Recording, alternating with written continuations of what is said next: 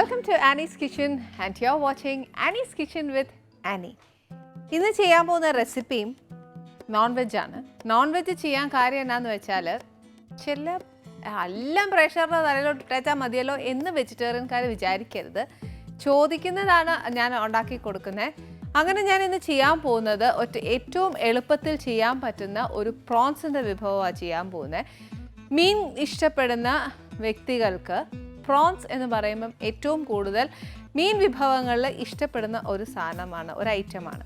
അതായത് prawns, squid ഇതൊക്കെ ഭയങ്കര ഇഷ്ടമുള്ളവരെല്ലാവർക്കും, ക്രാബ്, പിന്നെന്താ ലോബ്സ്റ്റേഴ്സ്, ഇതൊക്കെ ഭയങ്കര ഇഷ്ടമുള്ളൊരു വിഭവങ്ങളാണ്. ഇനി അതിനെ ഏറ്റവും എളുപ്പത്തിൽ ചെയ്യാൻ പറ്റുന്നത് എങ്ങനെയാണെന്നുള്ളതാണ് നമ്മളിനിയിപ്പോൾ കണ്ടുപിടിക്കാൻ പോകുന്നത്. ഫസ്റ്റ് ചെയ്യാൻ പോകുന്നത് എന്നാന്ന് വെച്ചാൽ ഇതിന് വേണ്ടിയ സാധനങ്ങൾ കുറച്ച് കൊഞ്ച് വേണം. പിന്നെ വേണ്ടിയത് കുറച്ച് സവാള, ടൊമാറ്റോ, കുറച്ച് ഉപ്പ്, കാശ്മീരി മുളക് പൊടി. ഇത് കുറച്ച് കടുകെണ്ണയാണ് ഞാൻ എടുത്തേക്കുന്നത്. പക്ഷേ ഈ എണ്ണ ഇഷ്ടമല്ല എന്നുണ്ടെങ്കിൽ നമുക്ക് സാധാ വെളിച്ചെണ്ണയിൽ ഉണ്ടാക്കിയാലും മതി. പിന്നെ വേണ്ടിയ കുറച്ച് വെളുത്തുള്ളിയുടെ പേസ്റ്റ്, കുറച്ച് ഇഞ്ചിയുടെ പേസ്റ്റ്, ഉലുവ, പിന്നെ കുറച്ച് ചതച്ച മുളക്. ഇത്രയും സാധനം നമുക്ക് വേണ്ടിയ. ആദ്യം അടുപ്പൊന്ന് കത്തിച്ചേച്ച് നമ്മൾ ശരിക്കും പറഞ്ഞാൽ നമുക്ക് ഏതാ എണ്ണയാണ് വേണ്ടതെന്ന് വെച്ചാൽ നോക്കുക. ഒന്നെങ്കിൽ കടുകെണ്ണയിൽ ഉണ്ടാക്കാൻ ഇഷ്ടമാണെങ്കിൽ അങ്ങനെ ഉണ്ടാക്കാം. അതല്ല സാധാ നമ്മുടെ എണ്ണയാണ് ഇഷ്ടമെങ്കിൽ അതിലുണ്ടാക്കിയാൽ മതി. പക്ഷേ ഒരു മലയാളി എന്ന നിലയ്ക്ക് ഒരു വീട്ടമ്മ എപ്പോഴും കൈകാര്യം ചെയ്യുന്നത് വെളിച്ചെണ്ണയാണ്. അപ്പോൾ അതുകൊണ്ട് ഞാനും വെളിച്ചെണ്ണയെ തുടങ്ങാം. കാര്യം ഞാനൊരു ഷോ ചെയ്യുമ്പോൾ സത്യം പറഞ്ഞാൽ എല്ലാ എണ്ണയും മേടിച്ചു വെക്കുക എന്നുള്ളൊരു ചുമതല എനിക്കുണ്ട്. അതുകൊണ്ടാണ് ഞാൻ ഈ കടുകെണ്ണ എടുത്ത്. ചിലർ ചോദിക്കാറുണ്ട് കടുകെണ്ണയിൽ ഉണ്ടാക്കിയാൽ എന്താണെന്ന്. ഒരു കുഴപ്പമില്ല. കാര്യം നമ്മൾ ഉപയോഗിക്കുന്നത് ഏത് എണ്ണയാണോ, നമ്മുടെ നാവിന് നമ്മളെപ്പോഴും പഴക്കം വന്നിരിക്കുന്ന ഏത് എണ്ണയാണോ ആ എണ്ണ നമ്മൾ ശീലിക്കുന്നത് ഏറ്റവും നല്ലത്. ഇനിയിപ്പോൾ കടുകെണ്ണ ഇല്ല, വെളിച്ചെണ്ണയും ഇല്ല, അപ്പോൾ റിഫൈൻഡ് ഓയിൽ എന്തെങ്കിലും ഉള്ളുന്നുണ്ടെങ്കിൽ അത് ഉപയോഗിച്ച് വെച്ചാലും മതി. ഫസ്റ്റ് എന്നാ വേണ്ടത് വെച്ചാൽ മീനിൻ്റെ വിഭവങ്ങളിൽ എപ്പോഴും ഒരിച്ചിരി ഉലുവ ഇടുന്ന എപ്പോഴും നല്ലതാണ്. ഉലുവയും മീനും തമ്മിൽ എന്തൊക്കെയോ കളിയുണ്ട്. പക്ഷെ അത് സയൻസ് വൈസ് ഉണ്ട്, അത് ഞാൻ പിന്നെ പറഞ്ഞുതരാം. പക്ഷേ മീൻ കറി വെക്കുമ്പോൾ എപ്പോഴും ഒരു ഉലുവ ഇടുന്നത് നല്ല ടേസ്റ്റാണ്.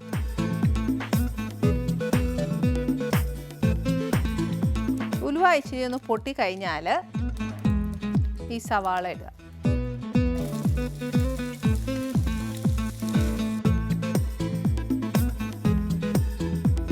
കൊഞ്ച് ശരിക്കും നമ്മൾ വാങ്ങിക്കുന്ന ആ ഒരു പൊലിപ്പം ശരിക്കും വെന്ത് കഴിഞ്ഞാൽ ഒട്ടും കാണുകയില്ല. അതുകൊണ്ട് നമ്മൾ ചേർക്കുന്ന ഐറ്റംസ്, അതായത് സവാള, പച്ചമുളക്, ഏതായാലും തക്കാളിയൊക്കെ ചേർക്കുമ്പോൾ നമ്മൾ ഈ കൊഞ്ച് വെന്ത് കഴിഞ്ഞാൽ എന്തോരം ചെറുതാവുമോ അത്രയും അനുസരിച്ച് അതിൻ്റെ ഗ്രേവിക്കുള്ള സാധനങ്ങൾ ചേർക്കാവുള്ളൂ.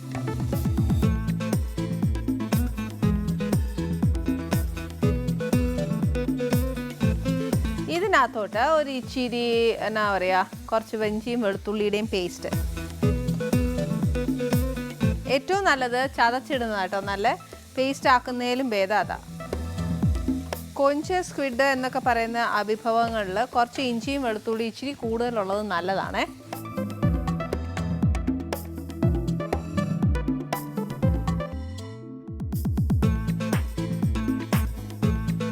ഇതൊരു ഇച്ചിരി മൂക്കാനായിട്ട് ഞാനൊരു ഇച്ചിരി ഉപ്പിടുക.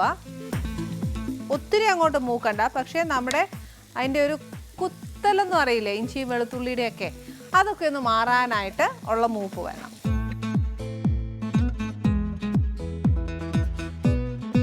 ഇതൊന്നൊരു ഇച്ചിരി മൂത്ത് കഴിയുമ്പോഴത്തേന് നമുക്ക് കുറച്ച് മഞ്ഞൾപ്പൊടി വേണം. മഞ്ഞൾപ്പൊടി ഞാൻ നേരത്തെ പറഞ്ഞില്ല, പക്ഷേ എല്ലാത്തിനകത്തും ഒരു ഇച്ചിരി മഞ്ഞൾപ്പൊടി ഇടുന്നത് നല്ലതാണ്. കുറച്ച് മഞ്ഞൾപ്പൊടി,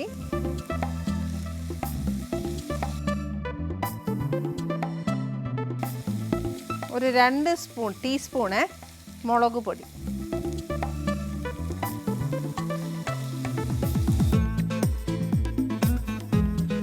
ഇതിൻ്റെ കൂടെ ഒരു ശകലം ഞാൻ ചില്ലി ഫ്ലേക്സ് ഇപ്പം ഇടുക.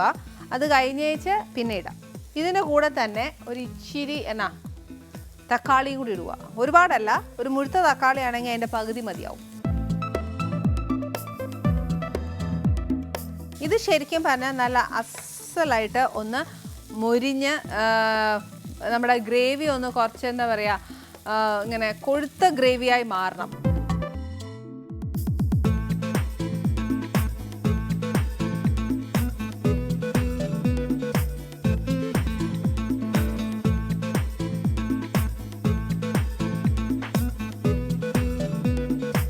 ഞാൻ പറഞ്ഞില്ല ഒരുപാട് മൂക്കണ്ട, എന്നാൽ ഒരു ഇച്ചിരി മൂക്കുകയും വേണം, കുറച്ചൊരു തിക്ക് ഗ്രേവിയായി മാറുകയും വേണം.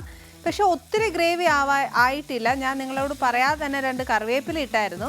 പക്ഷെ അത് പിന്നെ എന്നെ സംബന്ധിച്ചിടത്തോളം അത് എന്നോട് അങ്ങനെ നിർബന്ധിക്കരുത്. കാര്യം എന്ന് വെച്ചാൽ ഇങ്ങനത്തെ കറി നാടൻ വിഭവങ്ങളൊക്കെ വെക്കുമ്പോൾ കറിവേപ്പിലയുടെ എണ്ണം ഒരു ഇച്ചിരി കൂടുതലായിരിക്കും.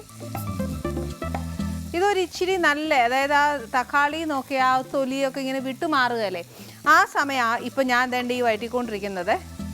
ഈ സമയത്ത് നമ്മളെടുത്ത് വെച്ചേക്കുന്ന കൊഞ്ച്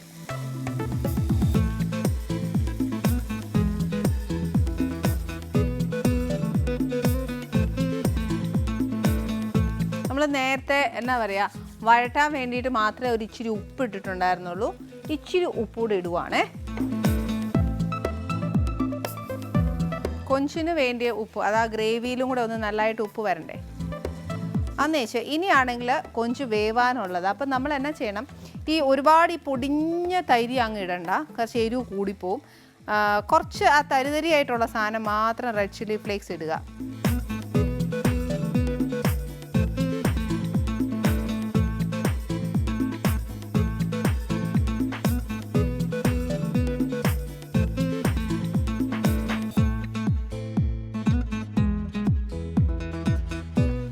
ഇതിനകത്തോട്ട് കുറച്ച് കറിവേപ്പിലയും കൂടി ഇട്ടു. കറിവേപ്പിലയും കൂടി ഇട്ട് ഞാൻ ആക്ച്വലി എന്നാ ചെയ്യുന്നതെന്ന് അറിയാമോ, ഈ പറഞ്ഞ പോലെ ഒരു പ്രഷർ കുക്കറിനകത്തോട്ട് ആവി എടുക്കുക ചെയ്യുക. കാര്യം കൊഞ്ചിന് വേവില്ല അതായതാന്നൊക്കെ പറയും, പക്ഷെ എന്നാലും കൊഞ്ച് നല്ല സോഫ്റ്റായിട്ട് വേവണം. ഇതെന്തായാലും ചെതറിപ്പോകുന്നതല്ല. അപ്പോൾ എപ്പോഴും കുക്കറിലിട്ടിട്ട് ഒരു വിസിലെടുക്കുന്നത് ഏറ്റവും നല്ലതാണ്. കാര്യം വെച്ചാൽ അത് നല്ല സോഫ്റ്റ് ആവും കൊഞ്ച്. മറ്റേ നമ്മളിങ്ങനെ ഇട്ടിട്ട് വേവിക്കുവാണെങ്കിൽ ഒരു ഇച്ചിരി നേരം എടുക്കുകയും ചെയ്യും, കൊഞ്ച് ഒരു റബ്ബറി ഫീലിംഗ് വരികയും ചെയ്യും. പക്ഷെ ആ ഒരു റബ്ബറി ഫീലിംഗ് മാറാനായിട്ട് കൊഞ്ച് നല്ല സോഫ്റ്റായിട്ട് വെന്ത് കിട്ടാനായിട്ട് നമ്മൾ ഒരു വിസിലെടുക്കുന്നത് നല്ലതാണ്. അപ്പോൾ ഇനി ഇതിനകത്ത് വേറെ പ്രത്യേകിച്ച് പരിപാടികളൊന്നുമില്ല. ഇത് നല്ലോണം ഒന്ന് വേവിച്ചെടുക്കുക.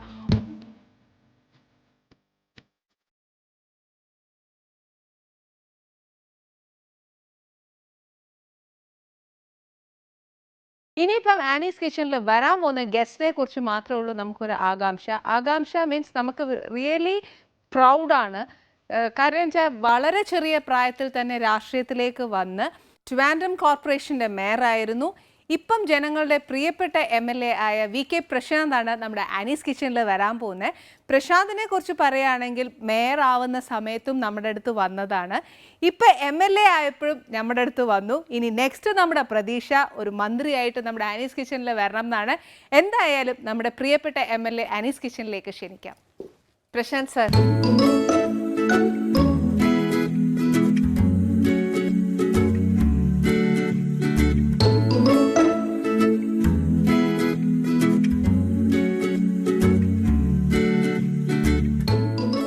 ഞങ്ങളുടെ ഇവിടെ വന്നത് ഓർമ്മയുണ്ടല്ലോ അല്ലേ?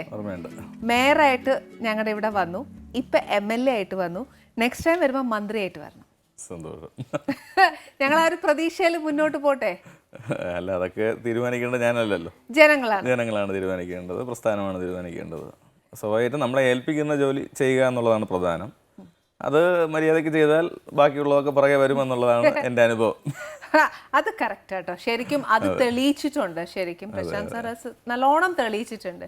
അതുകൊണ്ടാണ് ഇന്നും ജനങ്ങൾ ശരിക്കും പറഞ്ഞാൽ സാറിൻ്റെ കൂടെ തന്നെ നിൽക്കുന്നത്. കാര്യം ഒരു MLA ആയതിനു ശേഷം എനിക്ക് തോന്നുന്നു ഏറ്റവും കൂടുതൽ ഞങ്ങൾ കണ്ടേക്കുന്ന ജനങ്ങളിലേക്ക് ഇറങ്ങി നിന്ന് അവരൊപ്പം നിൽക്കുന്ന ഏക ഒരു ലീഡർ എന്ന് പറയുന്ന, ജനങ്ങൾക്ക് ഏറ്റവും കൂടുതൽ വിശ്വാസം വന്ന ഒരു ലീഡർ എന്ന് പറയുന്ന പ്രശാന്ത് സാർ ആയിരിക്കും. തീർച്ചയായിട്ടും. ഞാനിപ്പോൾ കൗൺസിലറായി വിജയിക്കുമ്പോൾ ഒരിക്കൽ വിചാരിച്ചില്ല മേയർ ആയി തീരുമാനിക്കുമെന്ന്. അന്ന് വലിയൊരു തീരുമാനം പാർട്ടി എടുത്തു. 34 വയസ്സായിരുന്നു ഇന്ന് എനിക്ക് അപ്പോൾ ഉണ്ടായിരുന്നത്. അപ്പോൾ ഏറ്റവും പ്രായം കുറഞ്ഞൊരു മേയറാവാൻ ഒരു അവസരം ലഭിച്ചു. അപ്പോൾ നമുക്ക് കിട്ടിയ അവസരം നമ്മൾ നന്നായി തന്നെ പ്രയോജനപ്പെടുത്തിയെന്നാണ് ഞാൻ മനസ്സിലാക്കുന്നത്. അതുകൊണ്ടാണ് MLA എന്നുള്ള നിലയിൽ വലിയ ഭൂരിപക്ഷത്തോടു കൂടി വിജയിക്കാൻ വേണ്ടി കഴിഞ്ഞതെന്ന് തന്നെയാണ് എൻ്റെ വിശ്വാസം. അപ്പോൾ അത് MLA എന്നുള്ള നിലയിൽ മുന്നോട്ട് കൊണ്ടുപോകുക എന്നുള്ളതാണ് ലക്ഷ്യം വെക്കുന്ന ഒരു കാര്യം. അപ്പോൾ അത് ജനങ്ങളോട് പറഞ്ഞ വാഗ്ദാനങ്ങളൊക്കെ പൂർത്തീകരിച്ചുകൊണ്ട് മുന്നോട്ട് പോകാൻ വേണ്ടി ശ്രമിക്കുകയാണ്. അപ്പോൾ അവർ വലിയ എക്സ്പെക്റ്റേഷനാണ് ഒരു ചെറുപ്പക്കാരൻ എന്ന നിലയിലും അതെ, മേയർ എന്ന നല്ല നിലയിലുള്ള കാഴ്ചപ്പാടുണ്ടാവും. ഒരു ലീഡർഷിപ്പിന് എപ്പോഴും ഒരു നല്ല വിഷൻ വേണം എന്ന് പറയാറുണ്ട്. അതെ അതെ. അപ്പോൾ അവരിൽ ഒരു പ്രതീക്ഷ നിലനിർത്താനുള്ള ഒരു പരിശ്രമമാണ് ഇപ്പോൾ നടത്തിക്കൊണ്ടിരിക്കുന്നത്. ഓക്കെ, അപ്പൊ നമ്മുടെ ഉള്ളിൽ ഒരു ഐഡിയ ഉണ്ടെന്നുണ്ടെങ്കിൽ അത് എങ്ങനെയായിരിക്കും നമ്മൾ ജനങ്ങളിലേക്ക് അത് മാർക്കറ്റ് ചെയ്യുക? ഇല്ല, നമുക്ക് ഇപ്പോൾ തിരുവനന്തപുരത്ത് വളരെ പോസിറ്റീവായിട്ടുള്ള ഒരു ജനങ്ങളാണുള്ളത്. ഇപ്പോൾ എൻ്റെ ഒരു 4 വർഷത്തെ അനുഭവം എന്ന് പറയുന്നത് നമ്മൾ നടത്തിയിട്ടുള്ള പല ക്യാമ്പയിനുകളും വിജയിപ്പിക്കാൻ വേണ്ടി സാധിച്ചു. ഒന്നിനു പോലും ആൾക്കാർ നെഗറ്റീവായിട്ട് റിയാക്ട് ചെയ്തിട്ടില്ല. ഇപ്പോൾ പ്ലാസ്റ്റിക് നിരോധനമായാലും ഗ്രീൻ പ്രോട്ടോക്കോൾ ആയാലും നഗരസഭ നടപ്പാക്കിയിട്ടുള്ള പ്രവർത്തനങ്ങൾ അതൊക്കെ വളരെ പോസിറ്റീവായിട്ടാണ് ജനങ്ങൾ റിയാക്ട് ചെയ്തിട്ടുള്ളത്. അപ്പോൾ ജനങ്ങൾ എന്നെ സംബന്ധിച്ച് നമ്മളെടുക്കുന്ന ഓരോ ക്യാമ്പയിനുകളും വിജയിപ്പിക്കാൻ വേണ്ടി കഴിയുമെന്നുള്ള ആത്മവിശ്വാസമാണ്. ഇപ്പോൾ വട്ടിയൂർക്കാവിൻ്റെ ചരിത്രത്തിൽ ആദ്യമായി നമ്മളൊരു വികസന സെമിനാർ നടത്തി. 800-ലധികം ആൾക്കാർ അതിനകത്ത് പങ്കെടുത്തു. അപ്പോൾ എല്ലാവരും സഹകരിക്കാൻ വേണ്ടി തയ്യാറാണ്. അപ്പോൾ ആ ഒരു സഹകരണ മനോഭാവത്തെ നാടിൻ്റെ വികസന പ്രവർത്തനത്തിന് വിനിയോഗിക്കുക എന്നുള്ളതാണ്. ഇപ്പോൾ അഭ്യസ്തവിദ്യരായിട്ടുള്ള ചെറുപ്പക്കാർ ആയിരക്കണക്കിന് ആൾക്കാരുണ്ട്. അപ്പോൾ അവരെ എങ്ങനെ വികസനത്തിൽ പങ്കാളിയാക്കാം? ഞങ്ങളൊരു പരിപാടി തന്നെ ആലോചിച്ചു, ഇൻറ്റേൺഷിപ്പ് പ്രോഗ്രാം. ഇപ്പോൾ എഞ്ചിനീയറിംഗ് പാസ്സായിട്ടുള്ള കുട്ടികൾ, മറ്റു മേഖലകളിലുള്ള കുട്ടികൾ, അവരെല്ലാം നാടിൻ്റെ വികസനത്തിൽ പങ്കാളിയാക്കുക. അപ്പോൾ ഇങ്ങനെ ഒരു ഫ്രെയിമിൽ നമ്മൾ കാര്യങ്ങൾ മുന്നോട്ട് കൊണ്ടുപോകാൻ വേണ്ടി പരിശ്രമിക്കുകയാണ്. അത് വലിയ മാറ്റം ഉണ്ടാക്കും. ഇപ്പോൾ എൻ്റെ ഐഡിയയ്ക്ക് ഉപരിയായി ഇത്തരം ചെറുപ്പക്കാരുടെ സേവനം കൂടി കിട്ടുമ്പോൾ സ്വാഭാവികമായും നല്ല നല്ല ആശയങ്ങൾ ഉയർന്നു വരികയും നടപ്പാക്കാനുള്ള ഒരു മെഷീനറി നമുക്ക് അതുവഴി ലഭിക്കുകയും ചെയ്യും. അപ്പോൾ അതിനെ ഒന്ന് ആക്ടിവേറ്റ് ചെയ്യാനാണ് ഇപ്പോൾ പരിശ്രമിച്ചുകൊണ്ടിരിക്കുന്നത്. ഓക്കെ, ഒരു ലീഡറിന്റെ ബാക്കിൽ തന്നെ കുറേ സപ്പോർട്ടീവായിട്ട് കുറേ ആൾക്കാർ നമ്മൾക്ക് കൂടെയുള്ള ആൾക്കാരുണ്ട്. ആസ് എ ലീഡർ എന്ന നിലയ്ക്ക് സർ എന്ത് അഡ്വൈസ് ആയിരിക്കും വരുന്ന ഒരു ലീഡർഷിപ്പ് ഹാൻഡിൽ ചെയ്യാൻ പോകുന്ന ഒരാൾക്ക് കൊടുക്കാൻ പറ്റുന്ന ഒരു അഡ്വൈസ്? അല്ല, തീർച്ചയായിട്ടും അവർ ഈ ഇത്തരം ചെറുപ്പക്കാരെ കൂടെ നിർത്താൻ വേണ്ടി പരിശ്രമിക്കുക. അങ്ങനെ വന്നു കഴിഞ്ഞാൽ നമുക്ക് വലിയ സപ്പോർട്ടാണ്. ഇപ്പോൾ നേരത്തെ മേയർ ബ്രോ എന്നൊക്കെ വിളിച്ചത് അവരാണ്. അതെ. അപ്പോൾ അവർ നമുക്ക് നൽകുന്ന ഒരു ആത്മവിശ്വാസവും ഒരു ഊർജ്ജവും ഒന്നും ചെറുതല്ല.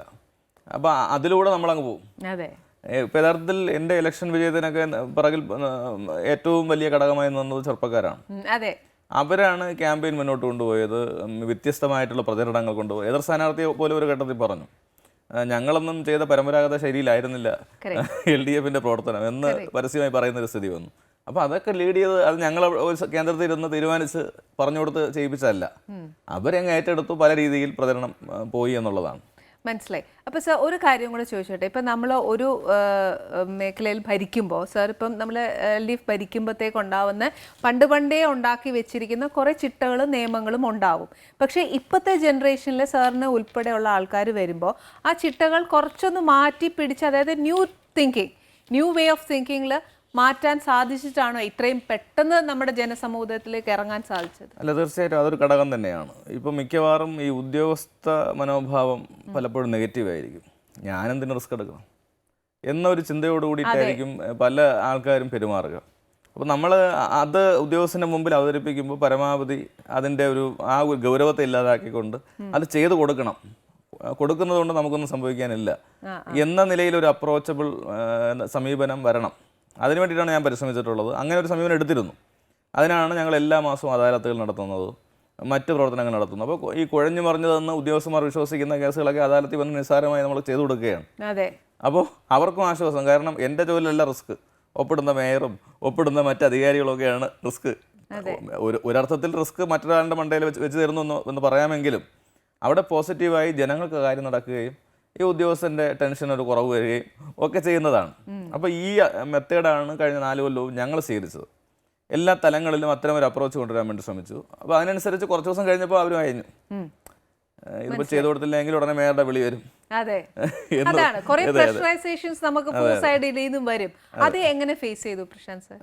സോ ആദ്യഘട്ടത്തിൽ വലിയ പ്രയാസമായിരുന്നു, ഇതൊന്നും ചെയ്യാൻ പറ്റില്ല സാർ എന്ന് അടച്ചു പറയുന്ന ഒരു സ്ഥിതി ഉണ്ടായിരുന്നു. അപ്പോൾ നമ്മൾ ഓരോന്നായി എന്താ ചെയ്യാൻ പറ്റാത്ത അതിൻ്റെ റീസൺസ് ചോദിക്കും.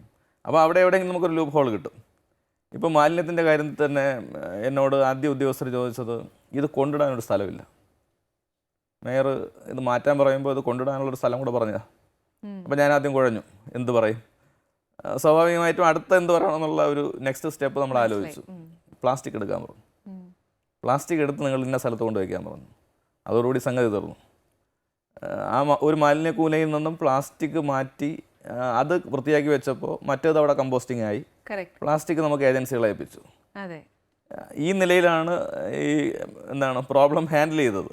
അപ്പോൾ അങ്ങനെ അതിനെ ഒന്ന് തരംതിരിച്ച് മനസ്സിലാക്കാനും ഇടപെടാനും ഉദ്യോഗസ്ഥരെ പഠിപ്പിച്ചാൽ പ്രശ്നങ്ങൾ തീരുമെന്നുള്ളതാണ് ഏറ്റവും പ്രധാനപ്പെട്ട കാര്യം. ശരിക്കും ഇത് ന്യൂ ജനറേഷൻ ഓഫ് തിങ്കിങ് ആണ്. അപ്പോൾ എന്തായാലും സാർ ഒരു കാര്യം ചിന്തിക്കുമ്പോൾ സാറിന് ടീം ഓഫ് മെമ്പേഴ്സ് ഉണ്ടോ സാറിന്റെ കൂടെ നിന്ന് ഇത് ഇങ്ങനെ ചെയ്താൽ പറ്റും എന്ന് പറയാൻ? തീർച്ചയായിട്ടും നമ്മൾ അങ്ങനെ ഒരു ശ്രമം നടത്തിയിരുന്നു. ഇപ്പം നമ്മുടെ ബുദ്ധിക്ക് അപ്പുറത്തേക്ക് ചിന്തിക്കാൻ കഴിവുള്ള ഒരുപാട് ആൾക്കാരുണ്ട്. അതെ, അവരുടെ സപ്പോർട്ട് നമുക്ക് ഉറപ്പുവരുത്തുക. കാരണം നമുക്ക് അല്പം ഐഡിയ ഉണ്ട്, അതിനെ പ്രായോഗികവൽക്കരിക്കാൻ സഹായം വേണം. ഇപ്പം ഞാൻ നേരത്തെ പറഞ്ഞ ഇന്റേൺഷിപ്പ് പ്രോഗ്രാം ഈ ചെറുപ്പക്കാരൊക്കെ ഇങ്ങോട്ട് കൊണ്ടുവരണം. അവർക്ക് പകരം എന്തെന്നുള്ള ചോദ്യം വരും. അപ്പോൾ അവർക്ക് നമുക്ക് എക്സ്പീരിയൻസ് സർട്ടിഫിക്കറ്റ് കൊടുക്കാം. ഏത് ഇന്റർവ്യൂവിന് വല്ലപ്പോഴും നിങ്ങളുടെ പ്രവൃത്തി പരിചയം എന്താണെന്നായിരിക്കും ചോദിക്കും. അതെ. അപ്പോൾ അങ്ങനെ ഒരു പ്രായോഗിക തലത്തിലേക്ക് പദ്ധതികളെ കൊണ്ടുവരാനും ഈ കുരുക്കഴിക്കാനും ഒക്കെ തന്നെ എക്സ്പെർട്ടിൻ്റെ സഹായം ഞാൻ തേടിയിട്ടുണ്ട്. സ്മാർട്ട് സിറ്റി ഈ നഗരത്തിന് ലഭിക്കുന്നത് അങ്ങനെയാണ്. അതെൻ്റെ മാത്രം കഴിവല്ല.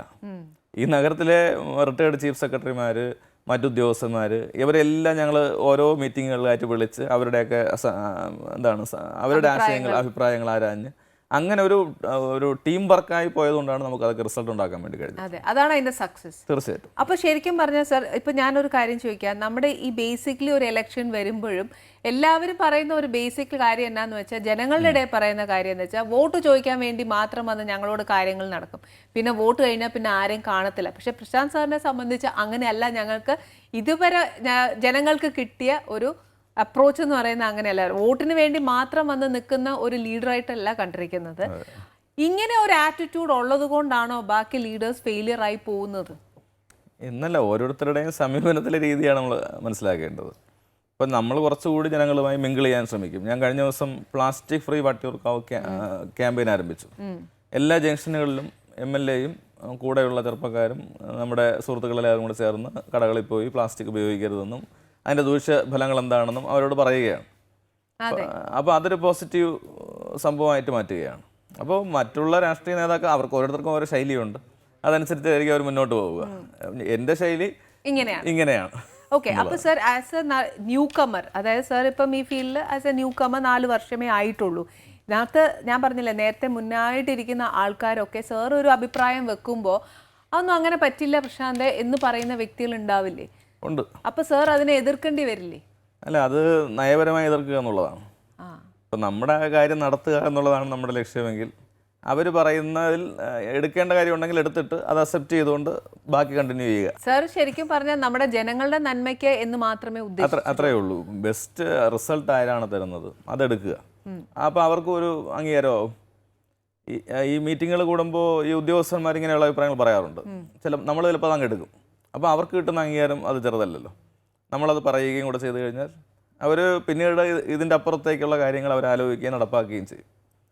അപ്പോൾ അങ്ങനെ ഒരു അവരെയും പൂർണ്ണമായും നെഗറ്റീവാക്കി നിർത്താതെ, ശത്രുപക്ഷത്ത് നിർത്താതെ അവരെയും കൂടി കൂട്ടിയോജിപ്പിച്ച് കൊണ്ടുപോകുന്ന നിലയെടുക്കുക എന്നുള്ളതാണ്. ഓക്കെ സർ, എല്ലാവർക്കും അവരുടേതായ ഓരോ ദിവസം എടുത്ത് നോക്കുകയാണെങ്കിൽ എല്ലാവർക്കും സ്മൂത്ത് ഡേ ആയിരിക്കും. സാറിനും അതേപോലെ ഫോർ ദ പാസ്റ്റ് 4 years സാറിന് സ്മൂത്ത് ഡേ ആയിട്ടാണ് ഞങ്ങൾ ജനങ്ങൾ കണ്ടുകൊണ്ടിരിക്കുന്നത്. സാർ ആഗ്രഹിക്കുന്ന കാര്യങ്ങൾ സാർ നടപ്പിലാക്കുന്നു, ജനങ്ങൾക്ക് വേണ്ടി സാർ എല്ലാം പ്രവർത്തിച്ചു കൊടുക്കുന്നു. ഇതെല്ലാം ഞങ്ങൾ കണ്ടുകൊണ്ടിരിക്കുന്നത്. എന്തെങ്കിലും ഒരു ഓബ്സ്റ്റക്കിൾ, എന്തെങ്കിലും ഒരു തടസ്സം സാറിൻ്റെ ഡെയിലി ലൈഫിൽ എപ്പോഴെങ്കിലും വന്നിട്ടുണ്ടോ? അതുണ്ടാവാറുണ്ട്. ഈ സ്മാർട്ട് സിറ്റി പോലും നമ്മൾ കൊണ്ടുവന്ന് കുറച്ച് മാസങ്ങൾ കഴിഞ്ഞു. അപ്പോൾ അത് നടപ്പാക്കാത്തത് എന്തെന്ന് ചോദിക്കുന്നുണ്ട്. അപ്പം ഞാനും പലപ്പോഴും അതിൻ്റെ ഒരു ഫീലിംഗ് ഉണ്ടായിട്ടുണ്ട്. കാരണം ഈ ചുവപ്പ് നാടകം നമ്മൾ പറയാറുള്ളത് പോലെ ഇതെല്ലാം ഒരുപാട് ഗൈഡ് ലൈൻസും നിബന്ധനകളും ഒക്കെ ചട്ടങ്ങളും ഒക്കെ വെച്ചിട്ടാണ് ഇതെല്ലാം കൊണ്ടുവരുന്നത്. അപ്പോൾ ഇത് ഓരോന്നോരോന്നായി ചെയ്താൽ മാത്രമേ നമുക്ക് പദ്ധതി പ്രാവർത്തികമാക്കാൻ വേണ്ടി കഴിയൂ. ഇപ്പം ഞങ്ങൾ നമ്മുടെ VSSCയുടെ ഭാഗത്തൊരു പാർക്ക് ചെയ്യാൻ ഉദ്ദേശിച്ചു. അതായത് പൗണ്ട് കടവ് മുതൽ തുമ്പ VSSC വരെയുള്ള ചവർ നിക്ഷേപിക്കുന്ന സ്ഥലത്ത് ഇന്ത്യയിൽ തന്നെ ആദ്യത്തെ നീളം കൂടിയ പാർക്ക്, 1.5 കിലോമീറ്ററോളം നീളം വരും, സൈക്കിൾ ട്രാക്കും മറ്റ് സംവിധാനങ്ങളോടും കൂടി 11 ഡിപ്പാർട്ട്മെൻറ്റുകളുടെ കൺസെൻറ്റ് വാങ്ങേണ്ടി വന്നു. PWD, KSEB, major irrigation, minor irrigation, inland navigation, railway, അങ്ങനെ 11 ഡിപ്പാർട്ട്മെൻറ്റുകളുടെ, കോസ്റ്റൽ സോൺ റെഗുലേഷൻ അവരുടെ അനുവാദം, അങ്ങനെ 11 ഡിപ്പാർട്ട്മെൻറ്റ്. അങ്ങനെ അത് മാച്ച് വന്നപ്പോൾ തന്നെ 2 വർഷം കഴിഞ്ഞു. അങ്ങനെയുള്ള ചില പ്രതിബന്ധങ്ങൾ ഇപ്പോഴും നമ്മൾ നേരിടുന്നുണ്ട്. അത്രേ ഉള്ളൂ. അതേപോലെ സർ, എന്തെങ്കിലും ഒരു ഡിസിഷൻ എടുത്തിട്ട് സാറിന് എപ്പോഴെങ്കിലും ഒരു റിഗ്രറ്റ് ഫീൽ ചെയ്തിട്ടുണ്ടോ? അയ്യോ അത് വേണ്ടിയില്ലായിരുന്നു, അല്ലെങ്കിൽ അയ്യോ തെറ്റായി പോയി എന്നൊരു ഫീലിംഗ് എപ്പോഴെങ്കിലും? ചില ഡിസിഷനൊക്കെ തോന്നാറുണ്ട്. അത് സ്വന്തമായിട്ട് എടുക്കുമ്പോഴാണോ അതോ ഓൾ ഓഫ് സഡൻ എടുക്കേണ്ടി വരുമ്പോഴാണോ? അല്ല, ചിലപ്പോൾ സഡൻ ഡിസിഷൻ എടുക്കേണ്ടി വരും. ഇപ്പോൾ ഭരണാധികാരി എന്ന നിലയിൽ പ്രത്യേകിച്ച് നഗരസഭയിലൊക്കെ വളരെ പെട്ടെന്ന് ക്വിക്ക് ഡിസിഷൻ എടുക്കേണ്ടി വരും. ഇപ്പം നമ്മളൊക്കെ ചെയ്തത്, എനിക്കൊരു ജനകീയ അംഗീകാരമൊക്കെ വരാനിടയാക്കിയത് ക്വിക്കായി ഡിസിഷൻ എടുത്തോണ്ടെന്നാണ് ഞാൻ മനസ്സിലാക്കുന്നത്. ഞങ്ങളൊന്നും പെൻഡിങ് വെക്കില്ലായിരുന്നു. അപ്പോൾ ചിലതൊക്കെ തെറ്റിപ്പോവാം. അതാ മനുഷ്യന്റെ കാര്യമല്ലേ, നമുക്കത് പറയാൻ പറ്റില്ല. പക്ഷെ ഇനിയിപ്പോൾ കൗൺസിലറിൽ നിന്നും സാർ മേയറിലേക്ക് വന്നു, മേയറിൽ നിന്ന് ശരിക്കും സാർ ഇപ്പം MLA-യിലേക്കായി. ഈ ഒരു സ്റ്റെപ്പ് ബൈ സ്റ്റെപ്പ് മേലിലേക്ക് കയറുമ്പോൾ ഉണ്ടാവുന്ന റെസ്പോൺസിബിലിറ്റി ഓരോ തട്ടിലും കൂടിയാണ് വരുന്നത്. ഇപ്പൊ ആസ് എൻ MLA സാറിന്റെ റെസ്പോൺസിബിലിറ്റി ടുവേർഡ്സ് ജനങ്ങൾ എങ്ങനെയാണ്? അല്ല, നേരത്തെ പ്രവർത്തിച്ചിരുന്ന രണ്ട് തലങ്ങളിലാണ്. അതെ, ഈ മേയർ എന്ന നിലയിൽ നമുക്കുള്ളൊരു ഗുണം, മേയർ എക്സിക്യൂട്ടീവ് ഓഫീസർ കൂടിയാണ്. ഇപ്പോൾ മേയർക്ക് ഒരു പ്രവൃത്തി ചെയ്യണമെങ്കിൽ പണം ഉൾപ്പെടെ അനുവദിക്കാനുള്ള റൈറ്റ് ഉണ്ട്. കൗൺസിലിലേക്ക് പാസ്സാക്കണം എന്നുള്ളത് മാത്രമേ ഉള്ളൂ. അത് നടപ്പാക്കാൻ ആവശ്യമായിട്ടുള്ള ഉദ്യോഗസ്ഥ വൃന്ദവുമുണ്ട്. MLA-യിലേക്ക് വരുമ്പോൾ ആ ഉദ്യോഗസ്ഥ വൃന്ദമില്ല. അത് നമ്മൾ നേരിട്ട് തന്നെ ചെയ്യേണ്ട ഒരു അവസ്ഥ വരുന്നുണ്ട്. ഇപ്പോൾ അധികാരവും മറ്റും ഒക്കെ കൂടുതലാണെങ്കിൽ പോലും അത് നടപ്പിലാക്കി പ്രാവർത്തികമാക്കാൻ ഗവൺമെൻറ് ഡിപ്പാർട്ട്മെൻറ്റുകളെ ആശ്രയിച്ചേ മതിയാവും. ഇപ്പോൾ റോഡ് ചെയ്യണം, MLA-ക്ക് ഫണ്ടുണ്ട്. ആ ഫണ്ട് ത്രൂ PWD വഴി നടപ്പാക്കാൻ കഴിയും. അപ്പോൾ ആ ഡിപ്പാർട്ട്മെൻറ്റ് അനങ്ങിയാൽ മാത്രമേ ആ വർക്ക് അവിടെ നടക്കൂ.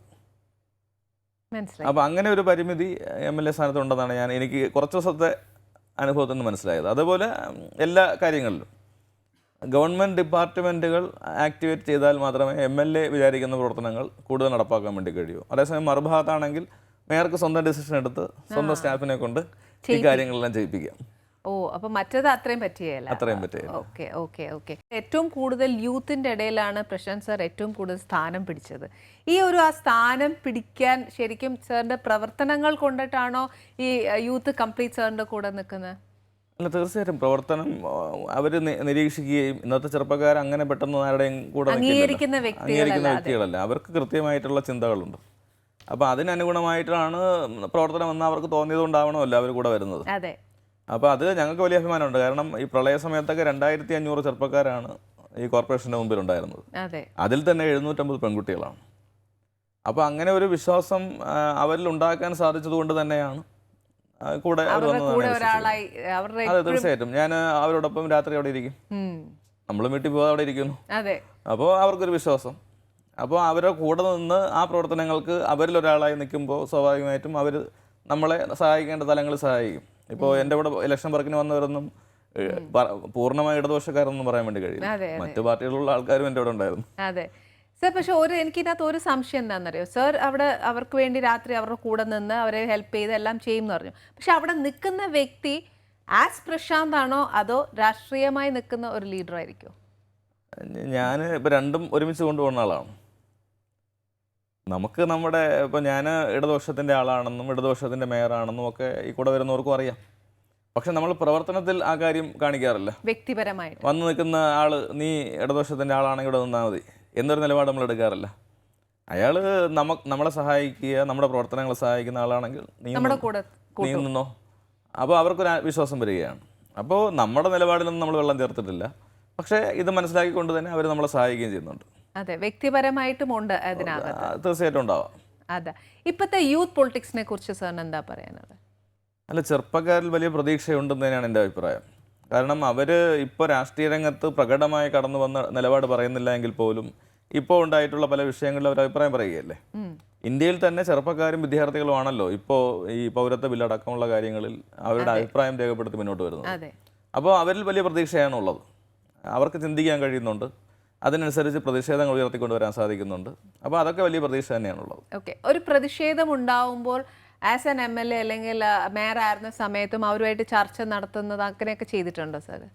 തീർച്ചയായിട്ടും. ഒരു വലിയ ഇഷ്യൂവിൽ നിന്നും അതിനെ ഷോർട്ടാക്കി കൊണ്ടുവന്ന് ബഹളം ഇല്ലാതെ കളയാൻ ശ്രമിച്ചിട്ടുണ്ട്. തീർച്ചയായിട്ടും ശ്രമിച്ചിട്ടുണ്ട്. കഴിഞ്ഞ 4 വർഷത്തിനിടയിൽ അങ്ങനെ ഒരു കാര്യമായ പ്രതിഷേധങ്ങളൊന്നും നഗരസഭയിൽ ഉണ്ടായിട്ടില്ലെന്നാണ് എൻ്റെ അനുഭവം. അത് അങ്ങനെ ഒരു മീഡിയേഷൻ പ്രോസസ്സ് നടത്തിയതുകൊണ്ട് തന്നെയാണ്. അപ്പോൾ അവരുമായിട്ട് കൂടെയൊക്കെ ചർച്ച ചെയ്യും, അവരുടെ അഭിപ്രായങ്ങൾ നല്ലതാണെങ്കിൽ എടുക്കും. അപ്പോൾ അങ്ങനെയൊക്കെ ഒരു വിട്ടുവീഴ്ച മനോഭാവത്തോടു കൂടി കൊണ്ടുപോകേണ്ട ഒരു രംഗമാണ് നഗരസഭയും ഭരണമൊക്കെ തന്നെ. അതെ സർ, ഇപ്പം തന്നെ പറഞ്ഞു നമ്മുടെ യൂത്തിന് അതിൻ്റെതായ ചിന്തകളുണ്ട്, അവരുടേതായ പ്രവർത്തനങ്ങളുണ്ട്, അവരുടേതായ രീതികളുമുണ്ട്. പിന്നെ ഞാൻ സാറിന് ഒരു രാഷ്ട്രീയമായിട്ട് ഞാൻ കൂട്ടുന്നില്ല.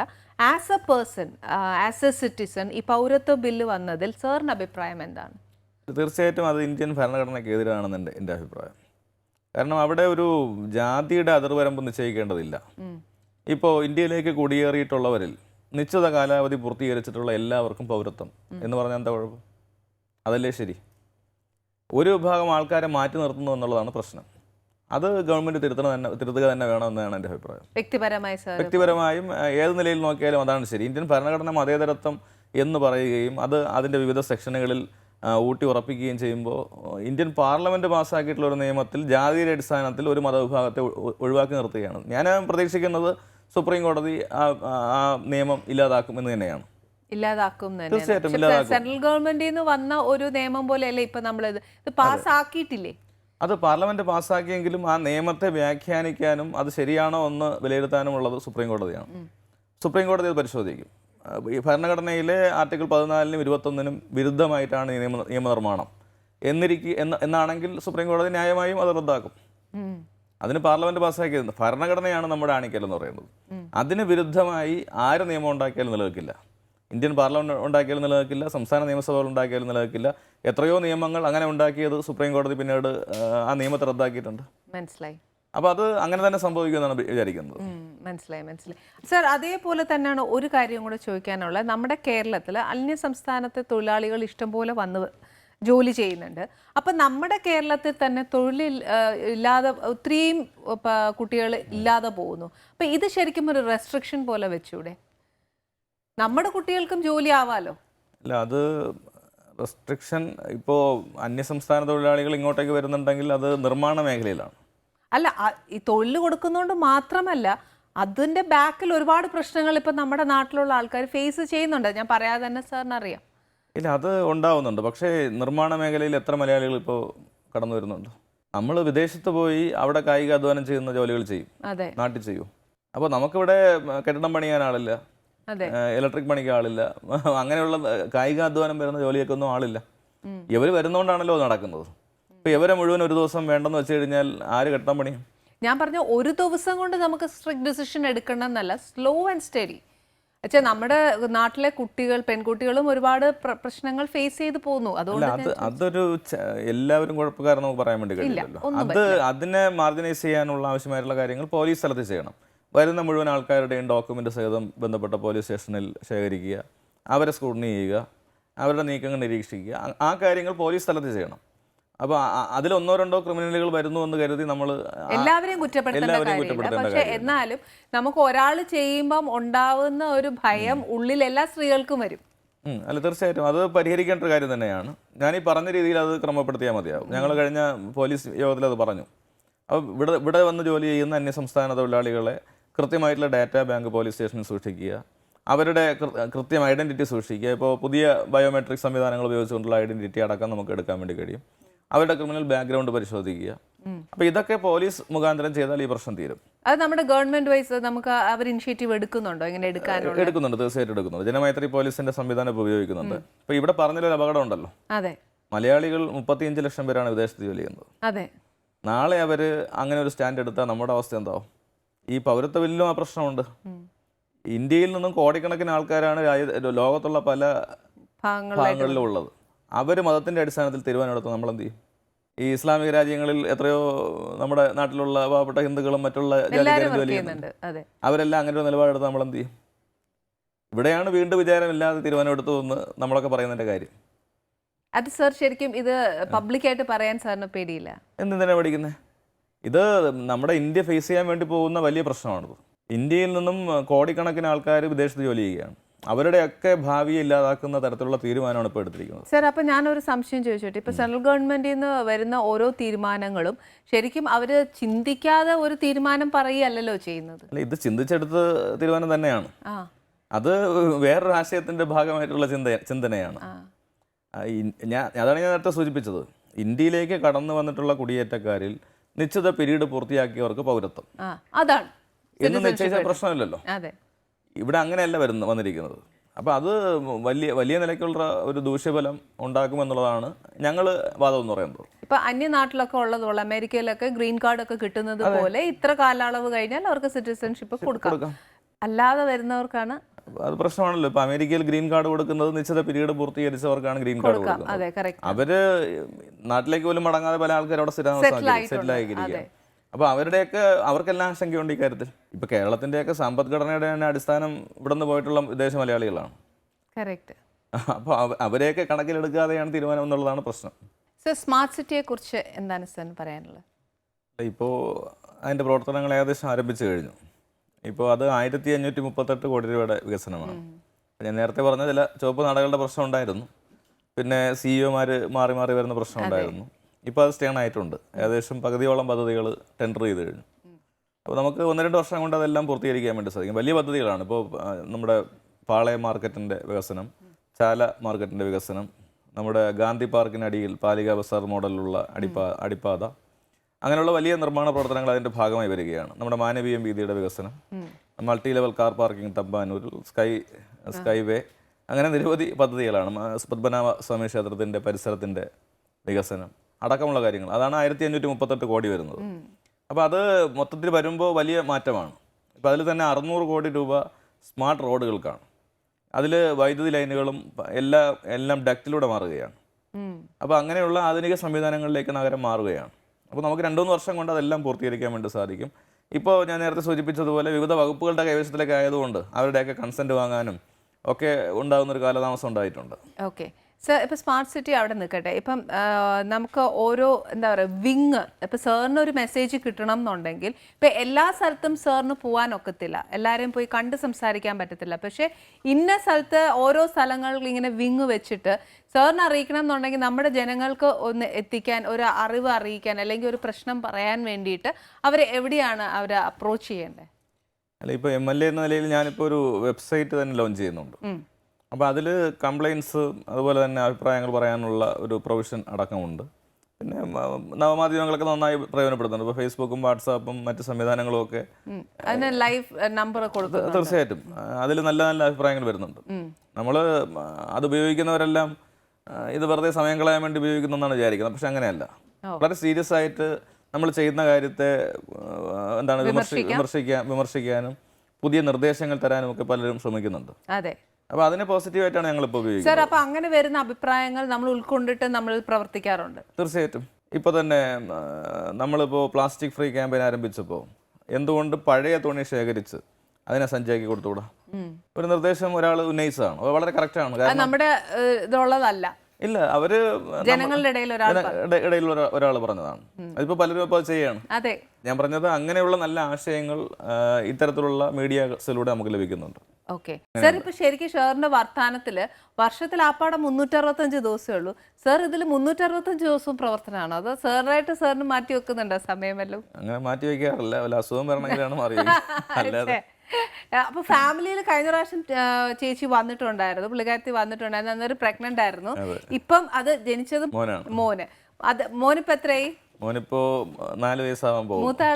മൂത്താള് ഇപ്പൊ 5ാം ക്ലാസ്സിലായി. ശരിക്കും പറഞ്ഞാൽ സാർ ഇപ്പൊ വരുമ്പോ ഞങ്ങള് വിചാരിച്ചു ഞങ്ങളുടെ കൊച്ചിനെ ഒന്ന് കാണാലോ എന്ന് വിചാരിച്ചതാ. പിള്ളേർ രണ്ടും ഭയങ്കര അക്രമികളാണ്. ഇല്ല, മോള് കുഴപ്പമില്ല. അവൻ 3.5 വയസ്സ് കഴിഞ്ഞല്ലേ ഉള്ളൂ. അതിന്റെ ഒരു ഓട്ടോമൊബൈലൊക്കെ ആ ഒരു ചട്ടം പിത്തരം അത് പിന്നെ എല്ലാ കുഞ്ഞുങ്ങൾക്കും ഉണ്ട്. അപ്പനെ പേടിയുണ്ടോ? അത് അപ്പം ഭയങ്കര പാമ്പറിംഗ് ആണോ? പേടിയൊന്നുമില്ല. അപ്പൊ ഭയങ്കര ഫ്രണ്ട്ലി ആണ്, പിള്ളേരുടെ അടുത്തും ഫ്രണ്ട്ലി ആണ് കൊച്ചിരുന്നത്. ഓക്കെ സാർ, ഇപ്പൊ സാറിന് ഭയങ്കര സപ്പോർട്ടാണ് സോഷ്യൽ മീഡിയ തരുന്നത്. അപ്പോൾ ശരിക്കും സാറിൻ്റെ ഒരു അഭിപ്രായത്തിൽ സോഷ്യൽ മീഡിയയുടെ ഒരു അഭിപ്രായം, അതായത് സാറിൻ്റെ കൂടെ നിൽക്കുകയാണോ, അത് അവർ സാർ പറയുന്ന കാര്യങ്ങൾ ഫുൾ സപ്പോർട്ടോടുകൂടിയാണോ കൂടെ നിൽക്കുന്നത്? അവർ പറയുന്ന കാര്യങ്ങൾ നമ്മൾ അംഗീകരിക്കുകയും ചെയ്യുന്നതുകൊണ്ട് അവർക്ക് പ്രശ്നമില്ല. അപ്പോൾ അവരുടെ എല്ലാ സപ്പോർട്ട് ഞാൻ ഉറപ്പുവരുത്തുന്നുണ്ട്. ഇപ്പോൾ ഞാൻ വികസന സെമിനാറിൽ വന്നിട്ടുള്ള ഒരു നിർദ്ദേശം പലയിടത്തും ഇപ്പോൾ ആരംഭിച്ചിട്ടുണ്ട്. ഈ ഓപ്പൺ സ്പേസുകൾ നിർമ്മിക്കുക എന്നുള്ളതാണ്. അതായത് ഇപ്പോൾ ഒരു IT-യിൽ ജോലി ചെയ്യുന്ന ഒരു ചെറുപ്പക്കാരൻ, അയാൾക്ക് കമ്പനി പോകാതെ ഇവിടെ വന്നിരുന്ന് ജോലി ചെയ്യാം. Job space. അവിടെയുള്ള ഇൻ്റർനെറ്റ് കണക്ഷൻ, മറ്റ് വൈദ്യുത സംവിധാനങ്ങൾ, എയർ കണ്ടീഷൻ എല്ലാം അവിടെ ഒരുക്കി കൊടുക്കും. അയാൾ അവിടെ നിന്ന് ജോലി ചെയ്താൽ മതി. അപ്പോൾ അങ്ങനെയുള്ള പുതിയ പുതിയ ആശയങ്ങളൊക്കെ ഉരുത്തിരിഞ്ഞ് വരികയാണ്. അപ്പോൾ അത് പുതിയ കാലത്തെ പുതിയ രീതികൾ അത് കൊണ്ടുവരാൻ വേണ്ടി ശ്രമിക്കുകയാണ്. ഓക്കെ സർ, ഇനി ഒരു വീട്ടമ്മ എന്ന നിലയ്ക്ക് ഞാനൊരു ചോദ്യം ചോദിച്ചോട്ടെ. അതായത് സാറ് പറഞ്ഞു മാലിന്യ വിമുക്ത കേരളം അല്ലെങ്കിൽ മാലിന്യ വിമുക്ത ട്രിവാൻഡ്രം, എന്തായാലും ആ ഒരു പദ്ധതി മുന്നിലുണ്ട്. പക്ഷേ ഇന്ന് ഞാൻ തിരുവനന്തപുരത്ത് താമസിക്കുന്ന ഒരു വീട്ടമ്മയാണ്. അത് ആ ഒരു പദ്ധതി വന്നെങ്കിൽ പോലും ശരിക്കും അത് കറക്റ്റ് രീതിയിൽ പ്രാവർത്തികമായിട്ടില്ല ഇന്നും. കാര്യം നമ്മുടെ അവിടെ വേസ്റ്റ്, നമ്മുടെ ആ ഒരു നഗറിൽ പോലും വേസ്റ്റ് കൊണ്ട് ഇങ്ങനെ എറിയാണ്. ശരിക്കും അതിനൊരു പ്രോപ്പർ ചാനലായിട്ട് അതിനെ പ്രോപ്പർ ഡിസ്പോസിങ് വരണ്ടേ? തീർച്ചയായിട്ടും വരണം. അതിനുള്ളൊരു പരിശ്രമം നമ്മൾ നടത്തിയത്.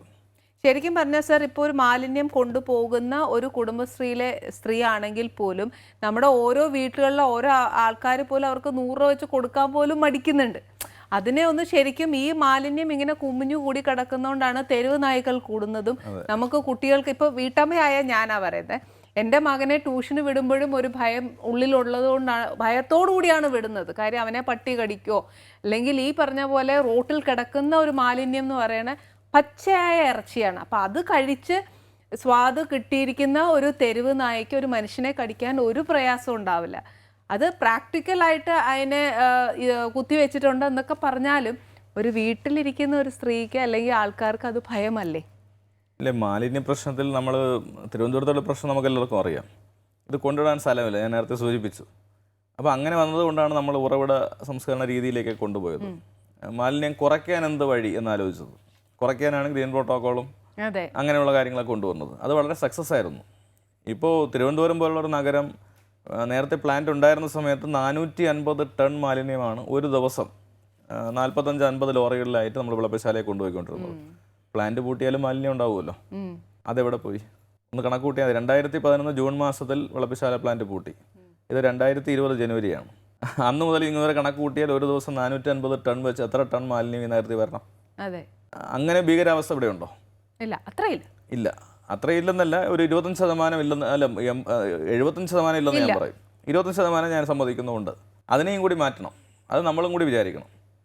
ഇപ്പോൾ ഇറച്ചി എടുക്കാനുള്ള സംവിധാനങ്ങൾ നഗരം ഏർപ്പെടുത്തിയിട്ടുണ്ട്, പ്ലാസ്റ്റിക് എടുക്കാനുള്ള സംവിധാനം ഏർപ്പെടുത്തിയിട്ടുണ്ട്. ഞങ്ങൾ കലണ്ടർ പ്രഖ്യാപിച്ചിട്ടുണ്ട്. ഒരാൾ പോലും പ്ലാസ്റ്റിക് മാലിന്യങ്ങളായാലും മറ്റ് ഇരുമ്പ് മാലിന്യമായാലും ഈ വേസ്റ്റ് ആയാലും വലിച്ചെറിയേണ്ടതില്ല. നഗരസഭ പ്രഖ്യാപിച്ചിരിക്കുന്ന കലണ്ടറിനനുസരിച്ച് അതാത് സ്ഥലങ്ങളിൽ കൊണ്ടുപോയി കൊടുത്താൽ മതി, 5 പണവും കൊടുക്കേണ്ടതില്ല. അപ്പോൾ ഇങ്ങനൊരു സംവിധാനം ഏർപ്പെടുത്തിയിട്ടുണ്ട്. ഞങ്ങൾ ഒരു സ്മാർട്ട് ട്രിവാൻഡ്രം മൊബൈൽ ആപ്ലിക്കേഷൻ കൊണ്ടുവന്നിട്ടുണ്ട്.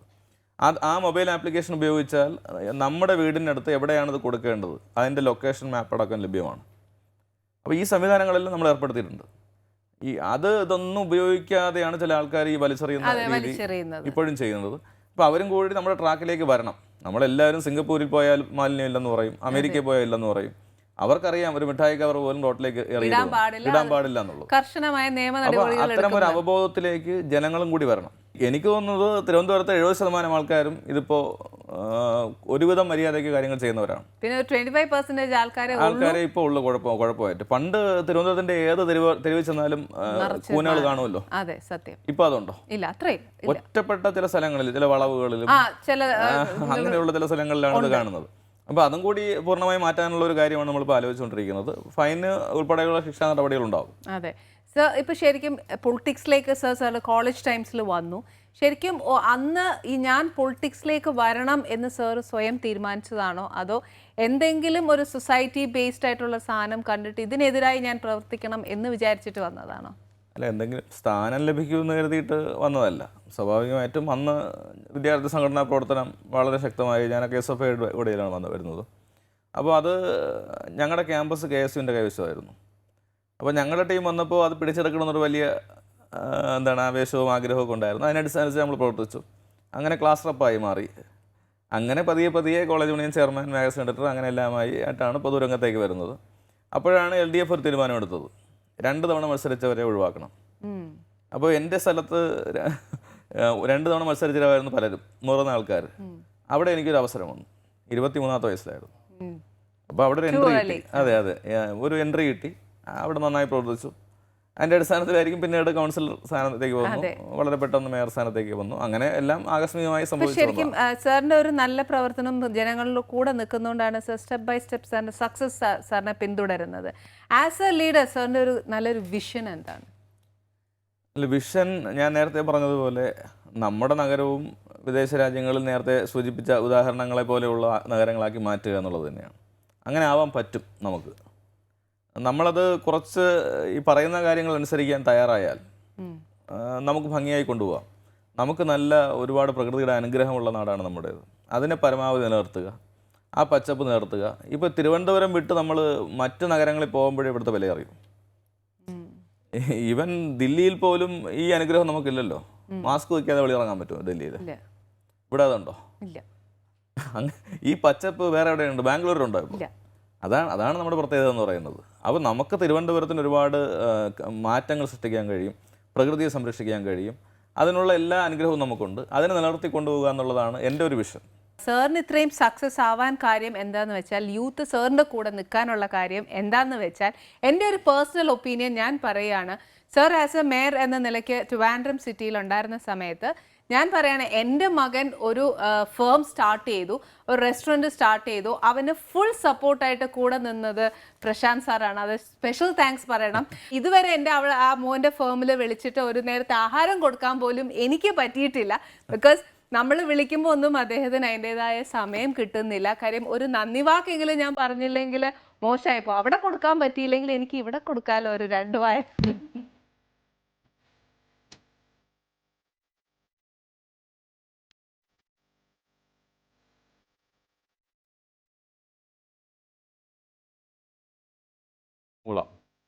കൊള്ളാം എന്ന് പറഞ്ഞു. രാഷ്ട്രീയപരമായ ഒന്നും അല്ലാത്തതുകൊണ്ട് പിന്നെ കൂടുതൽ അഭിപ്രായം പറയാൻ പറ്റും. ഏതാ ഇഷ്ടപ്പെട്ട ഭക്ഷണം? ഞാൻ എല്ലാ ഭക്ഷണവും കഴിക്കാറുണ്ട്. ഇതിന്റെ ഇടയിൽ ഭക്ഷണവും ആരോഗ്യവും ഒക്കെ നോക്കാനുള്ള സമയം കിട്ടുന്നുണ്ടോ? കഴിക്കാൻ നിശ്ചിത സമയമില്ല. പിന്നെ ഞാൻ വീട്ടിൽ നിന്ന് ആഹാരം കൊണ്ടുവരേ? അയ്യോ, ഇതാദ്യം. ഇതായത് സ്കൂളിലൊക്കെ കുട്ടികൾ പോകുമ്പോൾ പൊതിച്ചോറ് കൂടെ കൊണ്ടുപോകുന്ന പറയുന്നത് കൂട്ടാ. അതായത് പുള്ളിക്കാരത്തി ഉണ്ടാക്കി തരുന്ന ഭക്ഷണമാണ് ഏറ്റവും കൂടുതൽ ഇഷ്ടം. അത് തീർച്ചയായും വീട്ടിൽ നിന്ന് കൊണ്ടുവരുന്നത്. കാരണം നമുക്കിപ്പോൾ ഓരോ ദിവസവും പുറത്തുനിന്ന് കഴിക്കാന്ന് പറഞ്ഞാൽ നമ്മുടെ ആരോഗ്യം പെട്ടെന്ന് കേടാവും.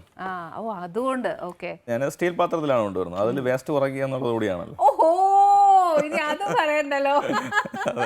അതാ, എല്ലാം എക്കോ ഫ്രണ്ട്ലി ആയിട്ടാണ് നമ്മൾ പൊക്കോണ്ടിരിക്കുന്നത്. അതിനകത്ത് പോലും MLA സർ അതും ചിന്തിച്ചു എന്നുള്ളതാണ്. എന്തായാലും ഞങ്ങൾക്ക് വളരെ സന്തോഷമുണ്ട് സാർ ഇവിടെ വന്നു. ഞങ്ങൾക്ക് കുറെ കൂടെ ഒക്കെ എന്താ പറയുക ബോധവൽക്കരണം തന്നതിൽ ഐ എം സോ ഹാപ്പി. ഇനി നെക്സ്റ്റ് ടൈം ഞങ്ങളുടെ ഇവിടെ വരേണ്ടത് ഒരു മന്ത്രിയായിട്ടാണ്. അതൊക്കെ ജനങ്ങളും പ്രസ്ഥാനവും തീരുമാനിക്കും. ജനങ്ങൾ തീരുമാനിച്ചു കഴിഞ്ഞു.